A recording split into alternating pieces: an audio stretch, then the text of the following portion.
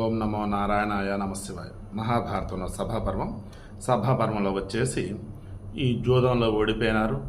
ఆ తర్వాత జరగాల్సిన మొత్తం జరిగేసింది. ఇక ఆ తర్వాత వచ్చేసి దుర్యోధనుడు వరాలు ఇచ్చాడు. ఇంకో వరం ఇస్తున్నప్పుడు వద్దులే బాబు అనుకున్నారు. ఎందుకంటే వాళ్ళు కాండవప్రస్థ బయలుదేరారు.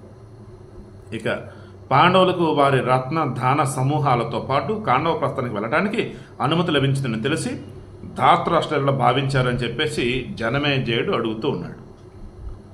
ఇక అప్పుడు వైశంపాయనుడు చెప్తున్నాడు, రాజా, ధీమంతుడైనటువంటి ధృతరాష్ట్రుడు పాండవులు వెళ్ళటానికి అనుమతించాడని తెలిసి దుశ్శాసనుడు వెంటనే అన్న దగ్గరికి పోయాడు.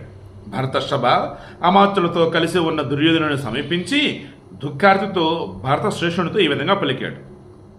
దుశ్శాసనుడు ఏమంటాడంటే, మహారాజులారా, మనం కష్టపడి ధనాన్ని సాధించాం, కానీ ఈ ముసలి అంతా నాశనం చేస్తున్నాడు. వాడి అంత ఎదవ చూడండి, తండ్రి ధృతరాష్ట్రుడు అతను పట్టుకొని ఈ ముసలి అంతా నాశనం చేస్తున్నాడు, ధనాన్ని అంతా శత్రువుల పాలు చేశాడు, గ్రహించండి అన్నాడు. ఆ తర్వాత అభిమానవంతులైనటువంటి దుర్యోధనుడు, కర్ణుడు, సౌభరుడైనటువంటి శకుని పాండవులపై ప్రతీకారం తెచ్చుకోవడానికి అందరూ కలిసి ఆలోచించారు. ఆపై తొందరగా వెళ్ళి ధృతరాష్ట్రునితో మధురంగా ఇలా అన్నారు, ఏమని, లోకంలో అర్జునుడితో సాటి రగల విలుకాడు లేడు. 2 భుజాలు గల ఈ అర్జునుడికి 1000 బాహువులు గల ఆ కార్త వీరార్జునుడే సాటి. ఎవరు ఈ మాట అంటున్నది? దుర్యోధనుడు. ఎవరితో? ధృతరాష్ట్రుడితో. అర్జునుడు గతంలో ఊహకందని సాహస కృత్యాలను ఎన్నెన్నో చేశాడు. రాజా విను, ఆ అర్జునుడు ద్రౌపది నగరంలోనూ ద్రౌపది స్వయంవర సందర్భంలోనూ ఇతరులకు అసాధ్యమైనటువంటి పరాక్రమాన్ని ప్రదర్శించాడు. మహాబలుడైనటువంటి ఆ అర్జునుడు కోపించిన రాజులందరినీ చూచి ఎక్కడ వారిని అక్కడ నిలువరించి తానొక్కడే జయించాడు. అప్పుడు కర్ణుడు మొదలుగా గల రాజులందరితో యుద్ధం చేసి గెలిచి పరాక్రమ బలంతో శుభప్రదమైనటువంటి ద్రౌపదిని పొందాడు. అది గతంలో సర్వ క్షత్రియ సమూహంలో భీష్ముడు అంబను గెలిచిన రీతిగా కనిపించింది. భీష్ముడు ఎలాగైతే అంబాలికలను తీసుకుని వచ్చున్నాడో వాళ్ళ తమ్ముళ్ళ కోసం, అలా ఈ అర్జునుడు స్వయంవరంలో ద్రౌపదిని పొందింది. అలా అనిపించింది మాకు. తరువాత ఒకసారి అర్జునుడు ఒంటరిగా తీర్థయాత్రకు వెళ్ళాడు. ఆ సమయంలో నాగలోకానికి పోయి పరమ సౌందర్యవతి అయినటువంటి నాగకన్యక ఉలూపిని ఆమె కోరికపై యథాశాస్త్రంగా పరిణయమాడాడు. ఆ తర్వాత గోదావరి, వేన్న, కావేరి నదులలో స్నానమాడాడు. అర్జునుడు సముద్ర తీరంలోని కుమార తీర్థానికి పోయి తన పరాక్రమాన్ని ప్రదర్శిస్తూ మకర రూపాలు ధరించినటువంటి 5 అప్సరసులను బలపూర్వకంగా ఉద్ధరించాడు. ఆ తర్వాత కన్యాకుమారి తీర్థానికి పోయి ఆపై వెనుదిరిగి ద్వారకకు వెళ్ళాడు. అక్కడ కృష్ణుని ఆదేశంతో ఫాల్గునుడు సుభద్రను తీసుకుని రథంపై కూర్చొని తన నగరానికి వెళ్ళిపోయాడు.